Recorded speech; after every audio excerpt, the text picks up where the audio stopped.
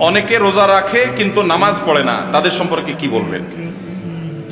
রোজা রাখে কিন্তু নামাজ পড়ে না, এদের সম্পর্কে বলবো তারা লুঙ্গি খুলে পাগড়ি বাঁধছে।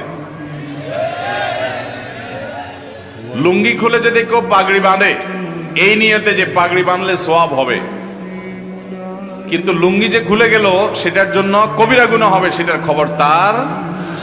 ঠিক একইভাবে রমজানের রোজা রাখলে সওয়াব হবে, ফরজ আদায় হবে, কিন্তু এর চাইতে বড় ফরজ হলো 5 ওয়াক্ত নামাজ।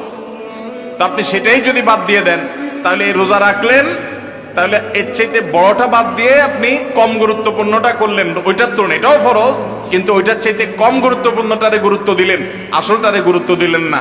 আপনি পাগড়ি পরার গুরুত্ব বুঝলেন কিন্তু লুঙ্গি পরার গুরুত্বটা বুঝলেন না। আল্লাহ আমাদেরকে লুঙ্গি পরার গুরুত্ব বুঝার তৌফিক দান করুন, নামাজের গুরুত্ব বুঝার তৌফিক দান করুন। অনেক ভাই আছে নামাজের গুরুত্ব তাদের কাছে, কিন্তু উনি রোজা রাখে। রোজা রাখে এটা ভালো কথা, কিন্তু তার চাইতে ভালো কথা হলো নামাজ আদায় করা। একজন রোজা রাখে নামাজ পড়ে না, এই লোক খারাপ। কিন্তু আরেকজন নামাজ পড়ে রোজা রাখে না, সেই লোকটা এই প্রথম লোকটার চাইতে কম খারাপ। কারণ হলো সে আসল সবচেয়ে বেশি জরুরিটা করে, নামাজটা পড়ে। রোজা রাখে না, সে খারাপ, এক টাকা হারাম কাজ করে, ফরজ তরক করে। কিন্তু আরেকজন নামাজই পড়ে না, রোজা রাখে, এই লোকটা ওই লোকটার চাইতে অধম। আল্লাহ আমাদেরকে নামাজের গুরুত্ব বুঝার তৌফিক দান করুন।